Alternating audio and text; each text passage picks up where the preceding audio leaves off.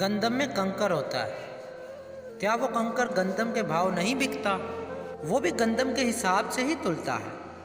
اسی طرح جو اللہ والوں کی مجالس میں بیٹھتا ہے، وہ کھڑا نہ بھی ہو، وہ کھوٹا بھی ہو، لیکن یاد رکھو یہ اٹھنا بیٹھنا نہ چھوڑنا۔ جب بولی لگے گی انشاءاللہ تیرا حساب کتاب اور تیرا بھاؤ اسی گندم کے بھاؤ لگ جائے گا، اور انشاءاللہ تو بھی اسی طرح بوریوں میں پیک ہو کے تلے گا اور کندھوں پہ اٹھایا جائے گا۔ اور اگر تو گندم سے جدا رہا اور گندم کے ساتھ تیری نسبت نہ ہوئی تو کندھوں پر سر پر نہیں اٹھایا جائے گا، بلکہ کنکر کی طرح پاؤں تھلے روندا جائے گا۔